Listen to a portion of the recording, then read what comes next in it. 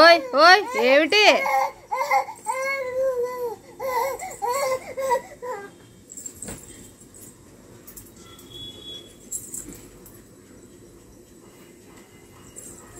ఓయ్ ఏంటి వెళ్ళిపోతున్నావు? ఇప్పుడు చిన్న మొక్క కొరికెడుతుంది అది చూడు. ఓయ్ అదే తీసేసుకోమ్మా.